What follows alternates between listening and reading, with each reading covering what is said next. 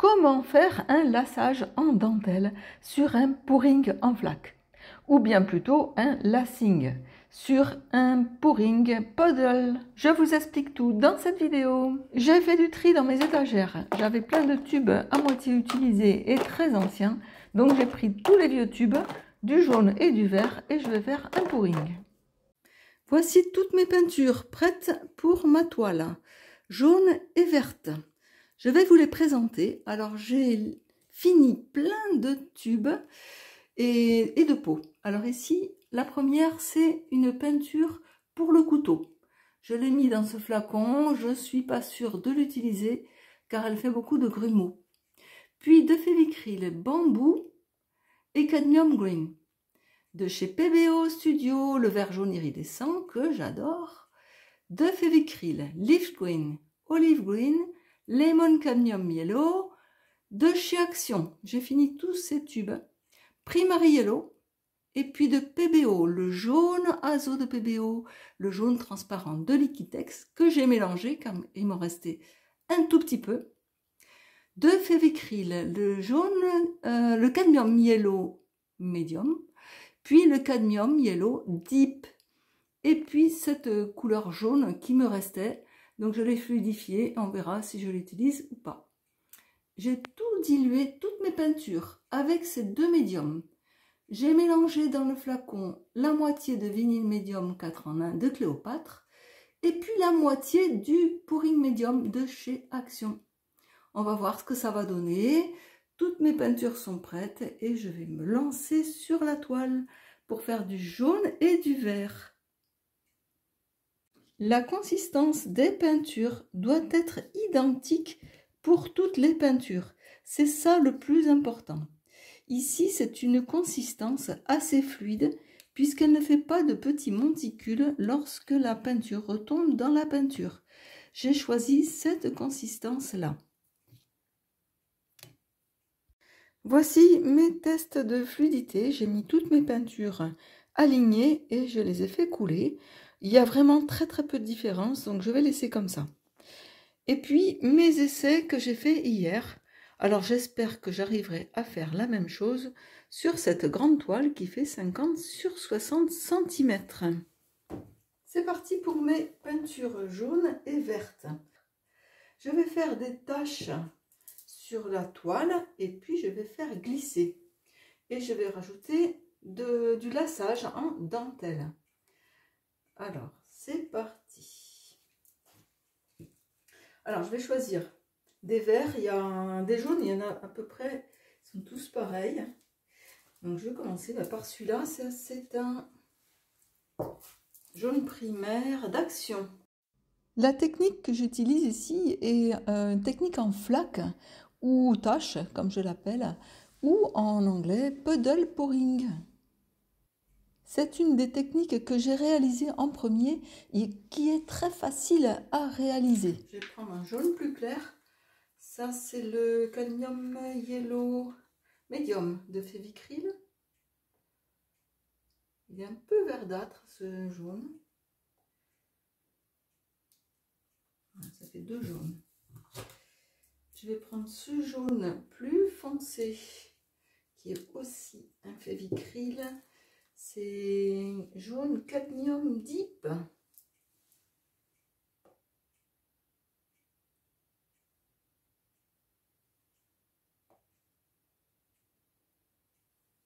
Puis maintenant, des verts. Alors, je vais prendre ce vert, celui-là que j'adore, de PBO, le jaune vert iridescent. PBO.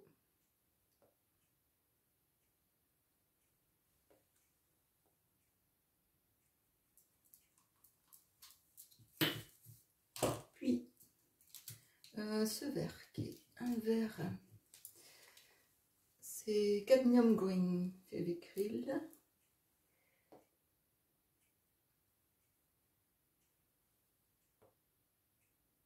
Donc j'ai mis 3 jaunes et 3 verts.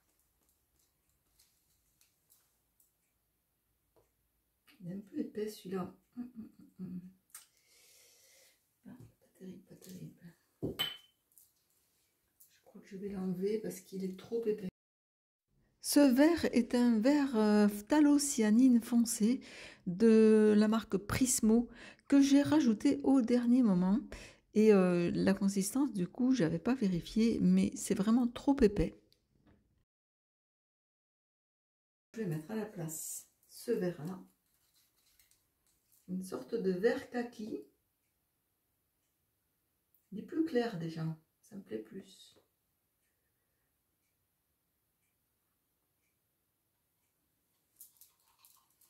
Je mets tout. Ça, j'ai tout mis. Puis celui-là, ça me fait 1, 2, 3, 4 verres. Parce qu'à la base, je voulais faire un tableau surtout jaune et vert.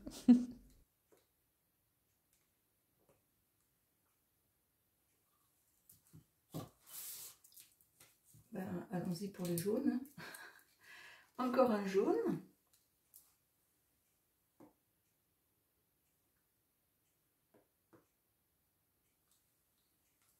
Et puis le jaune plus clair. Au milieu.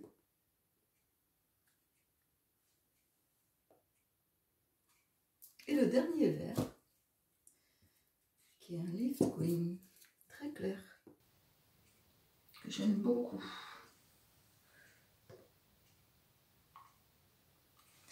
Voilà, j'ai mis toutes mes tâches.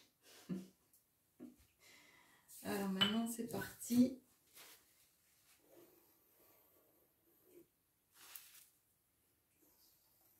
Le fait de passer de couteau à peindre dans les flaques de peinture donne un effet vraiment beaucoup plus joli.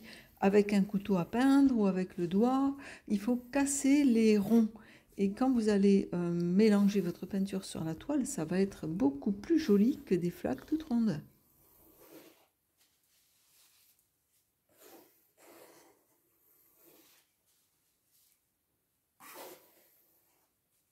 Sur cette grosse spatule de cuisine, je vais mettre mon lassage noir-violet. J'ai fait un tutoriel sur ce lassage. Alors, une quantité pas trop épaisse, que j'étale bien, façon que ça ne tombe pas sur la toile. Un petit peu trop peut-être.